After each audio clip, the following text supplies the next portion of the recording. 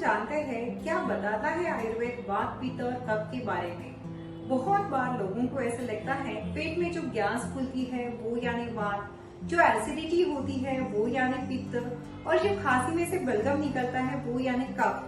तो आयुर्वेद को अपेक्षित ये वात पित्त कफ ये नहीं है। तो क्या है ये पहले जानते हैं। तो वात पित्त और कफ हमारे शरीर के 3 गवर्निंग फोर्सेस है।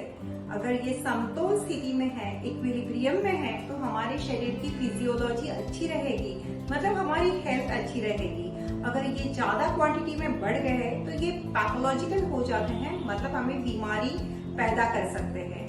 तो जानते हैं क्या है इनके फंक्शंस और कहाँ है इनके स्थान। तो आयुर्वेद बताता है पेट का ऊपरी हिस्सा जो रहता है उसमें कफ होता है।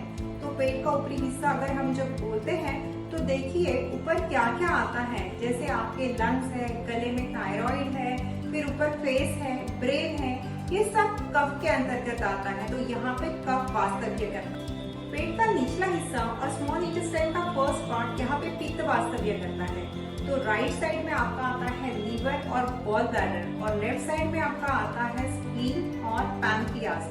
तो ये सब भी आयुर्वेद ने पित्त के स्थान बताए गए हैं। और बचा हुआ जो लार्ज इंटेस्टाइन है वहाँ पे वात वास्तव्य करता है।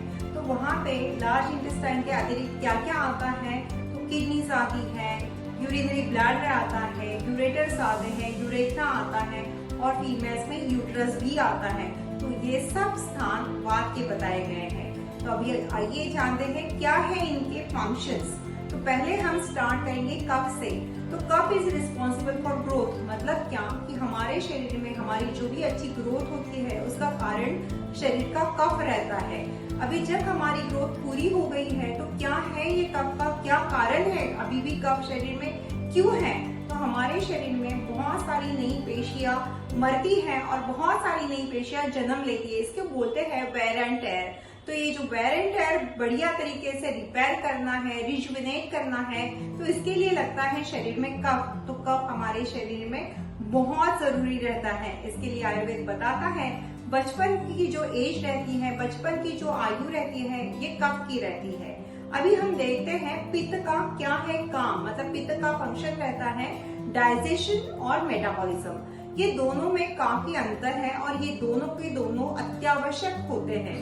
तो आप जो भी खाना खाते हैं वो बराबर तरीके से अगर डाइजेस्ट नहीं होता है तो इनडाइजेशन की वजह से आपको बहुत सारी सिम्टम्स आती है, जैसे उल्टी, लूज मोशन, एसिडिटी, बहुत सारी। तो अगर ये होता है तो आप डॉक्टर को अप्रोच करते हो और आप उसकी ट्रीटमेंट लेके आप तंदुरुस्त हो भी जाते हो। लेकिन बहुत बार ऐसे होता है कि आप अनहेल्दी फूड खाते हो, जंक फूड खाते हो और आपको कुछ भी इंडाइजेशन की सिम्टम्स होती ही नहीं और आप वो एंजॉय करते रहते हो और सालों तक एंजॉय करते रहते हो। तो मेटाबॉलिज्म आपका बिगड़ जाता है। तो क्या है ये मेटाबॉलिज्म। जब भी कोई भी पदार्थ आपका डाइजेशन हो जाता है, इसके बाद उसका कन्वर्जन होना होता है न्यूट्रिएंट्स में। लेकिन जब भी आपका पित्त बिगड़ जाता है तो आपका यही फूड न्यूट्रिएंट्स में कन्वर्ट नहीं हो पाता और वो कन्वर्ट हो जाता है मेटाबॉलिक टॉक्सिन्स में। तो इसको बोलते हैं मेटाबॉलिज्म बिगड़ना। तो पित्त का काम रहता है डाइजेशन और मेटाबॉलिज्म।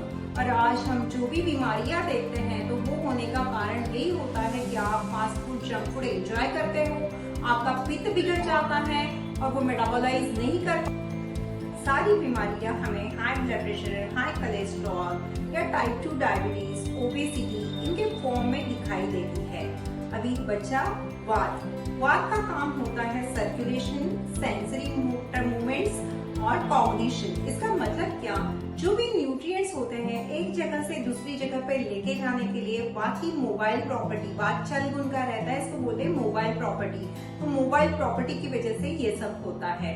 दूसरा होता है सेंसरी मूवमेंट्स, मतलब क्या, जो भी आप आंखों से देखते हैं, कानों से सुनते हैं, नाक से आप स्मेल लेते हो, जुबान से आप टेस्ट करते हो और स्किन को आपको जो टच, ये सेंसेशन पता चलता है।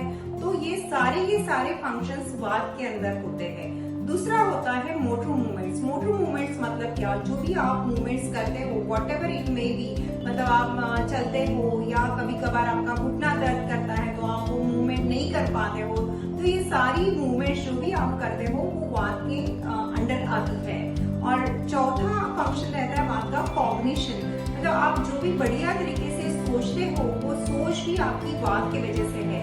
अगर आपका ये वात बिगड़ जाता है तो आपकी सोच भी बिगड़ जाती है। तो ये वात, पित्त और कफ के फंक्शंस हमने देखे। अगर आप हेल्दी हो, ये अगर समस्थिति में है तो आप फिजियोलॉजिकली हेल्दी ही रहोगे।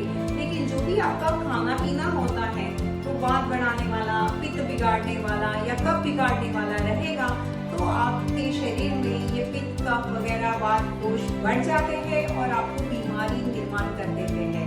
तो इसके लिए और भी मल निर्माण होते हैं। तो ये मल क्या है आयुर्वेद ने जो बताया है वो जानते हैं अगले वीडियो में। तब तक के लिए stay tuned with us, leave Ayurveda, learn Ayurveda.